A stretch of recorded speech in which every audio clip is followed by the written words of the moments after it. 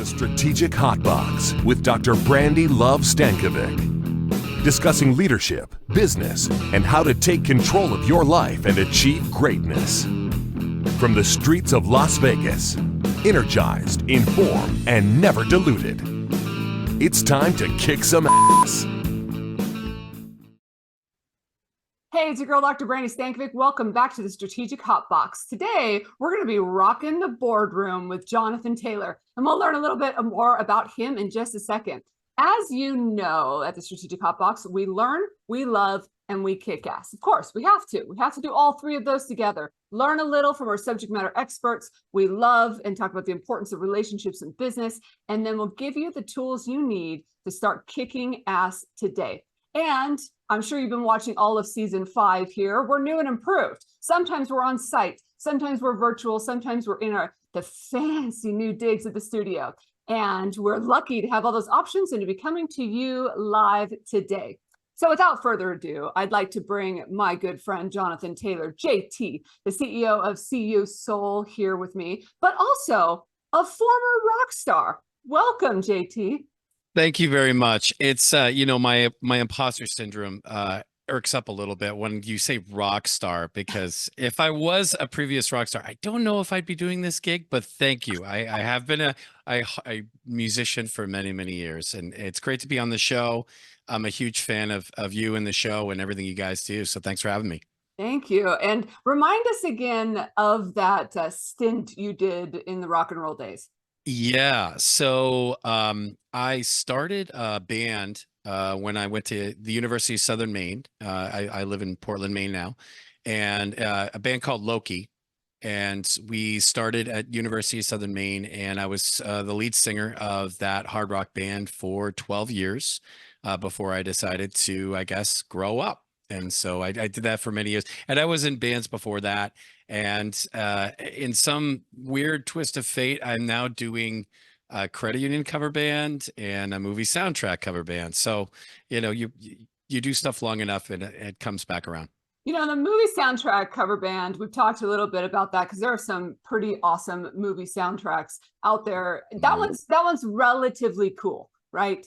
But when you say credit union cover band, I feel like we should just take away your rock star card. Listen, here's how that went down. Okay. Shout out to Melissa Pomeroy at the CCUA.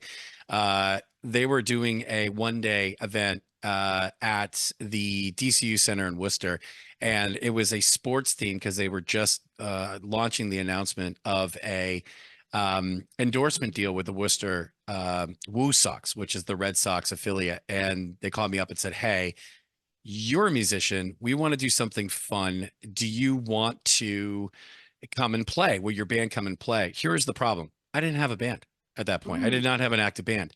And I said, "Oh, sure. What do you want to do?" And they said, "Well, we want to do sports themed stuff." And I'm like, "What? Like center field and glory days and stuff like that?" And they're like, yeah. And I'm like, "Okay, we could probably pull something off."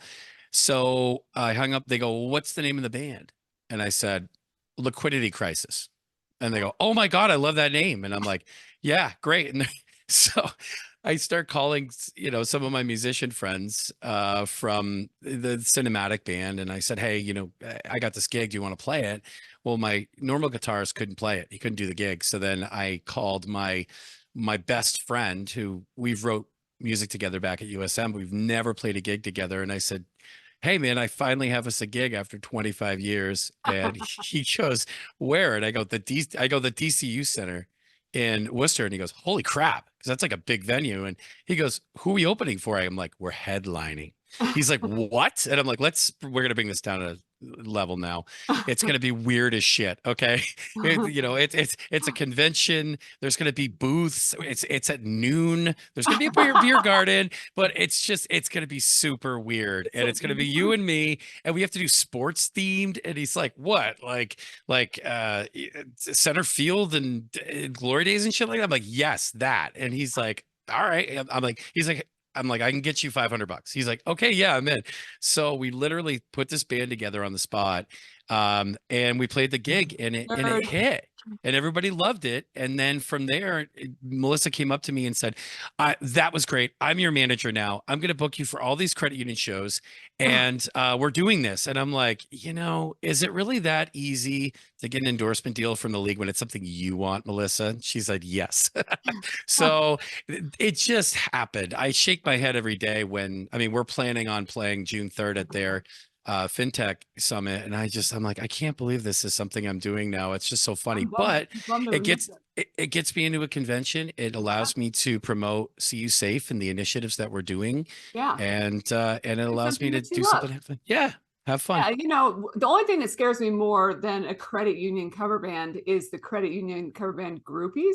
That might wrong with that. Those are not a thing yet, but there's still time. We'll see how it goes. And we're trying to now integrate different songs about money, right? Because of the liquidity crisis. And so we're just having some fun with it. It's a silly thing that we can add a little flavor to a few of these events.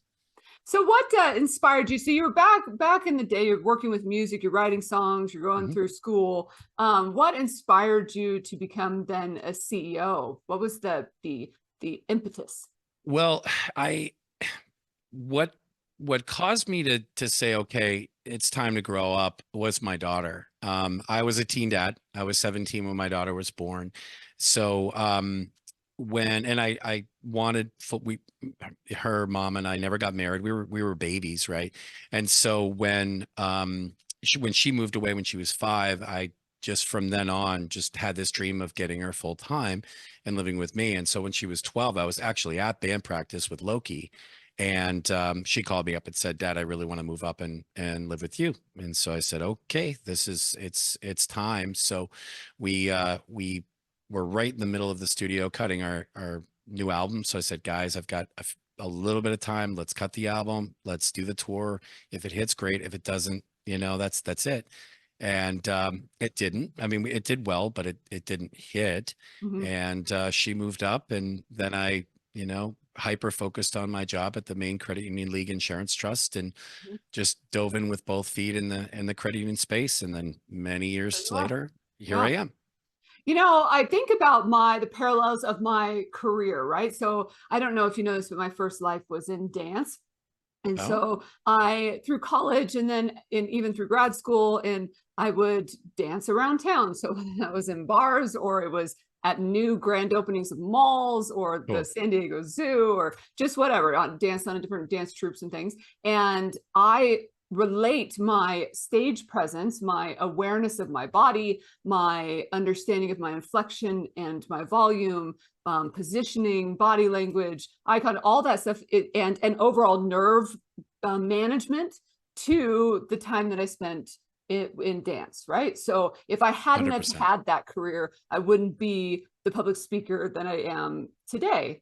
Are there parallels for you in the roles that you're doing at now that are from your time in the music career? 1,000,000%. And we were just talking about this actually when I was at the CUSO. First off, collaboration.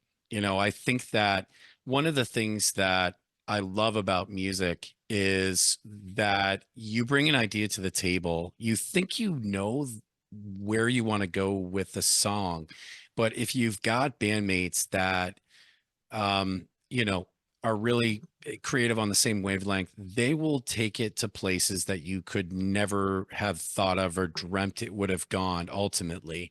And so I think from that standpoint, when you talk about the work that we're doing in the movement today, especially in the CUSO space, it's like, what are we doing? We're trying to ignite passions and solve problems, right? And so 100%. And so it's like, and so working together and collaborating, you can make a much better song overall. So that's the first thing.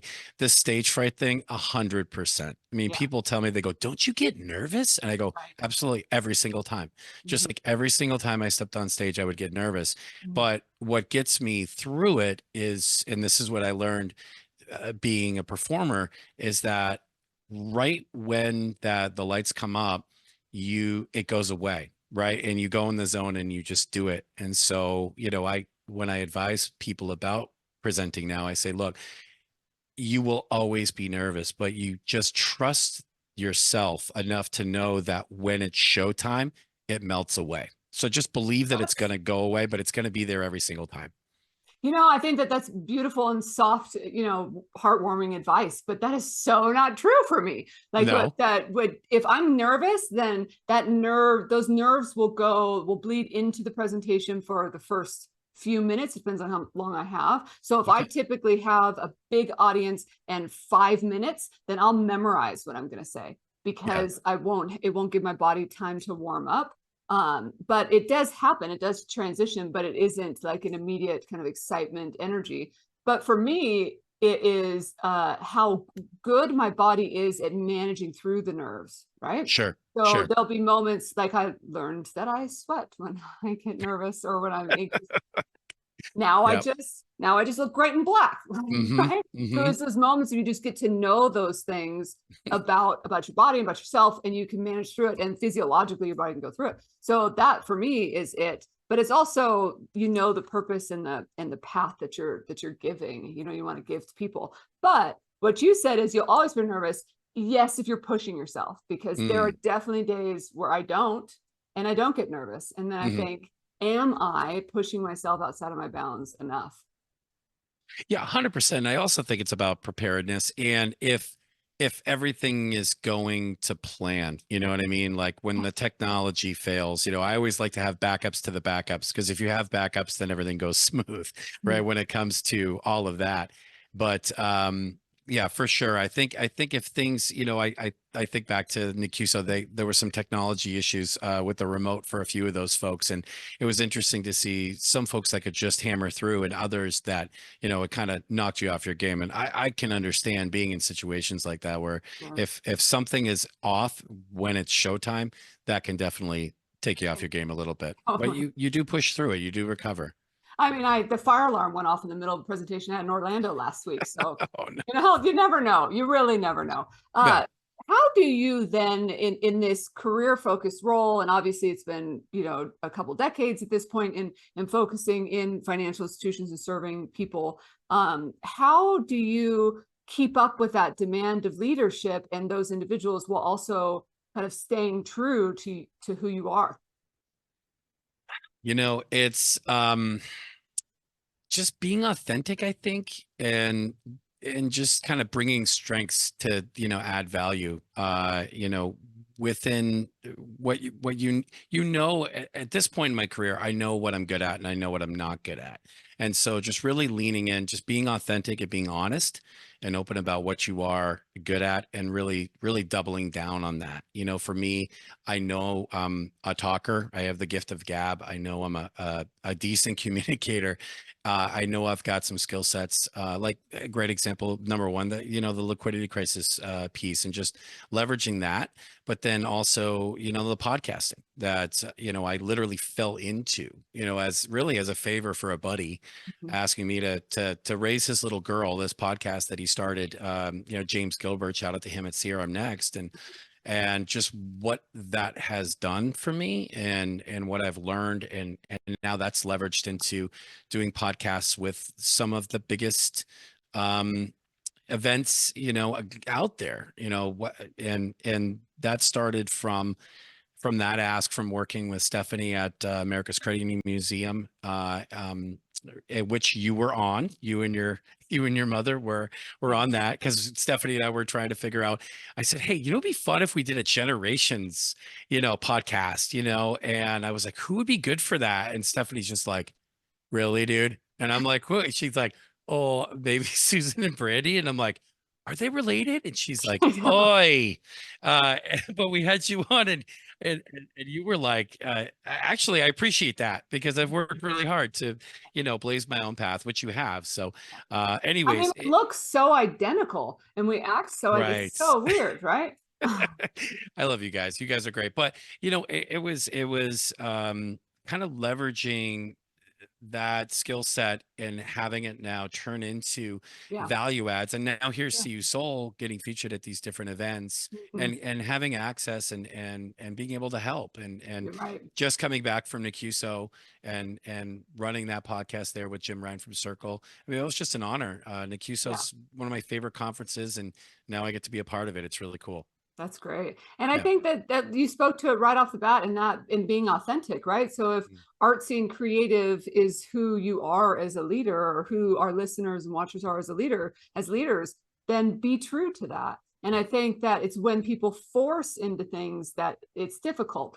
I also know that, you know, getting older and being the human that I am, sometimes we lose sight of some of those core things that we have inside of us. And it's fun to dabble and interweave and things. But I also think it takes a certain amount of earning that. Mm. And maybe I'll go on a limb, maybe I'm alone in thinking this, but when I talk to young leaders and things, I part of me thinks just put a suit on, right? You haven't earned the right to wear a gray t-shirt. They're like, oh, well, Zuckerberg does, or Steve Jobs does. I'm like, oh, okay, right? Yeah. So when you're making billions of dollars a year, then, you know, call me back, right? But until then, earn it. And I think that once you get to a place where someone is understanding your message, your purpose, your organization's message, and you get to that level where that value is inherent, then being a little fun outside of, Right. of things is perfectly appropriate and perfectly, you know, authentic. Well, 100%. I mean, my personal motto is if it can't be fun, it can't be done. You know, we do this work.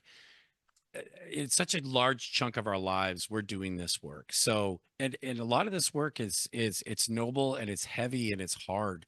So how can we have some fun while we do it? We have to be able to enjoy ourselves.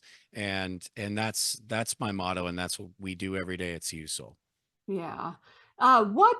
So over the years, I'm sure that you have received criticism as a musician, right? So I mean, Oh God, like yeah. the vision of throwing tomatoes or whatever, Hmm. and but then also the adoration, right? So that's a balance too, and I think that that important for us to talk about the balance of it. But first, with criticism, Mm. what strategies do you employ to manage through that and not have it impact now that we're in more of a leadership or organizational role? Yeah. In speaking to on the musician side of it and then kind of moving over, you know, first things first, it depends, right? Which I know that's a cop out. It depends on how it's delivered and in what way. I've never read the comments. I'll never read the comments, right? Really? Because in certain environments that can be really, really difficult. But Yeah. as far as, you know, criticism that way, I always welcome you know, honest feedback, you know, Mhm. in a respectful setting for sure. That being said, you hear stuff from the stage and you just got to let it roll off your back because you have to understand you can't make everybody happy for Right. sure.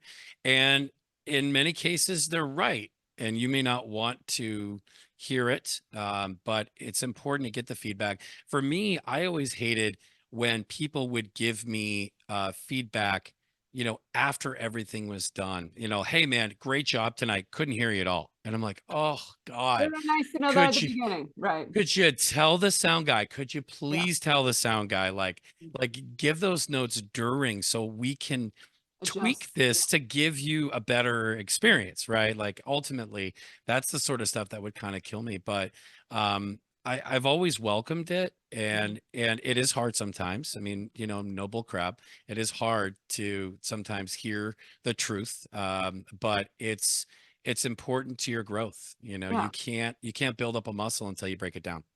And it may not be the truth, but it's someone's truth, right? Right. Someone's perspective. I always read the comments. And I actually seek it out. I mean, the team that supports our producers of the podcast, the Hmm. Vegas Video Network, can attest to this. Like at the very beginning, I'd be like, okay, let's sit down, let's debrief what works, what doesn't, and I still do it. Where there's Hmm. anything that came out of today that we can learn and do better for next time, and because I constantly want to have that mechanism for improvement. Now, Sure. mind you, if I hear the rumor mill, then I'm very non-reactive, right? So I've Hmm. gotten to a place where I can't give something emotional energy unless it matters. Right. you know, Right. and that's, I think, that what you're speaking to as well, because the more you're doing, the higher you go, the broader your reach, the more that stuff comes in. But yeah, I mean, I can't lie that it does impact from time to time. Or like you have this really great session and there's that one person that puts that Hmm. comment and you're Hmm. like, Hmm. oh.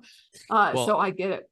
Now I yeah, 100. started yeah, go Oh, ahead. good. I was just gonna say, and you know, and that's that. There's the music side of me, and then there's the professional. You know, when it comes to the programs, the solutions that we're building, and knowing that the end user for a lot of this are members and our credit union clients. Um, I'm all ears. I mean, please, you know, setting up a realistic expectation and saying, look, we don't know everything. We're learning as we're going. We're gonna fall down. We're gonna skin our knees, Hmm. and but we're going to do it together. And please, you know, give us the feedback so that we can refine this thing. Nothing's ever going to be finished. Nothing's ever going Yeah. to be perfect. You know, I like to say we're building a sandcastle and the tide comes in twice a day, so Hmm. we just have to keep plugging away. Hmm. So a little bit different on the professional side, but Sure. certainly yeah, yeah. Yeah. The so I mentioned at the very beginning, we were talking about criticism, about the opposite end of that, and that's the adoration, right? So Mm, often we forget about when we're on the road doing the work in a leadership sense, or when you're out in the event arena and getting the direct feedback from fans, et cetera. There's adoration in that, there's validation in that. And right. then you get back on an airplane, you get back home, and we've talked about reintegration with other guests and things in the past, but I think adoration is important to recognize as leaders also. And if we're the boss, that making sure, or if we're not the boss, making sure that our bosses know that we support them and love them, Mhm. and ensuring that we're recognizing the people around us. Yeah, I agree. It's adoration is lovely. I think when it's earned, you know, when you've done a good job, I certainly really appreciate that. I have always been a fan of driving that sharing it, spreading that adoration around, especially, you know, if it's a full band, if it's a full team, you know, let's spread that around and give credit where credit is due. Because I think that you need those little, you know, I think that the compliments, the adoration, if you're using the metaphor of running a race, those can be those little cups of Gatorade, you know, Sure. that that they grab along the way that can keep you running the race. So being mindful of not only how to accept some of that, but also how to share it around and spread that energy around the organization. It's a must. It's an absolute must. Mm-hmm. And you see, you've talked to us about communication, you've talked about collaboration, we've talked about criticism. What's next for you when you think about your leadership role and your unique background? Where are you taking CU Soul and CU Safe from here? Yeah, well, see, it's a big question. You know, we're hyper focused at CU Soul under our tagline solutions with soul, do well while doing good. The crown jewel of that being our CU Safe initiative, which is a initiative the for survivors of domestic violence. And what we've done with that program is we've taken technology and empathy and we've blended it together to make tempathy. And so right now we just launched that new what we call our safe path, and just getting ecosystem partners to raise their hand to help. And really the vision and the goal and what I know we're going to do is blend that perfectly together so that we can create a seamless experience for survivors to find the help they need, while also shining a light on the good and necessary work that credit unions really do, which Mhm. creates liquidity, it creates loyalty, it really serves the purpose. So my vision with being the leader of CU Soul and CU Safe is that we're going to get this thing nationwide, and we are going to help a lot of people and really tackle a pandemic that Mhm. came out of the pandemic and continues to impact so many Americans, or so many people all over the world, really. Yeah. And that's the you're giving financial access, right? And that's the best part Yep. about the technology, the empathy. It's also giving people access to their dollars, which really can make a difference in somebody's life. So thank you so much for your work in that area. Oh, of course. Okay, It is a team effort. couple quick questions Okay. for you. Big city or small town? My preference or where I grew up? I mean, you're overthinking already. Okay. Small town, small All town. right. I Such like a small city. I town. like a city. I like a city town, which Portland, Maine's perfect. It's just the Ah, right there you size. go. And Goldilocks. old friend or new acquaintance? Old friend. Hmm. Old friend. If I could, I would blank every day. If I could, I would create every day. I would I create like that one. something every day. That's good. And the world would be a better place if. The world would be a better place if I think we all were more honest about how vulnerable we truly are. I love it. Perfect way to sum it up. We're going to head out to our shout and come back for some kick-ass takeaways. Cześć, jestem Helena, jestem fotografem i jesteśmy dzisiaj w Paryżu. And you're listening to Brandi on the Hotbox. Thank you to my friends in France and the photographer for sending us a shout out here on the Hotbox today. Appreciate you very much. All right, JT, what is your takeaway or your advice for our listeners and watchers?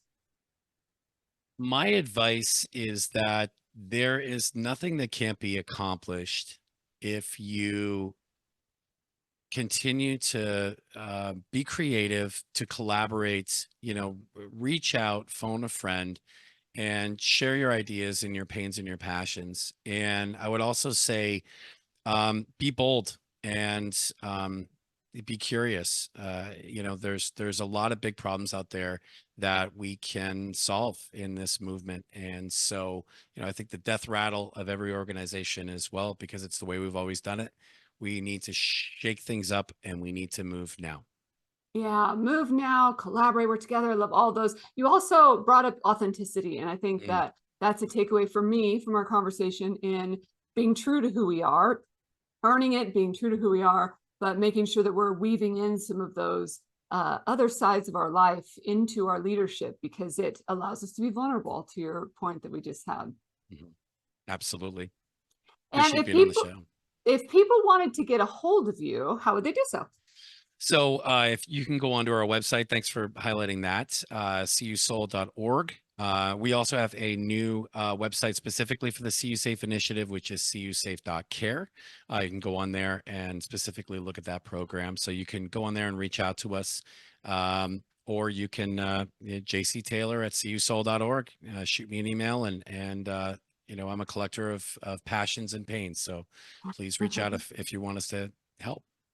Thank you. And I actually think that we should get you and Miriam back and actually talk about some of the work that you're doing in the field and the impact you're making on people, and kind of switch up our topics. I know I had to hear more about your rock stardom in our conversation today, but maybe we'll have you back and we'll do a little bit of that as well. Thank you. I would love that. Thank you so much. Part of the Hotbox today. And I want to leave all of you with, if you'd like to see a particular topic on the Hotbox, email us at podcast@strategichotbox.com. And as always, we're available on all the platforms at this point, and Apple, Spotify, TuneIn, YouTube. We even have a Roku app. So if you are ever just hanging out and you want to download on your Roku an app and watch it directly from your big screen, you can see me on your big screen, then please download that and check us out. And of course, on all the socials, we'd love for you to come stop by, see some behind the scenes and some of the stories of our guests. Until I see you again, get out there and kick some ass.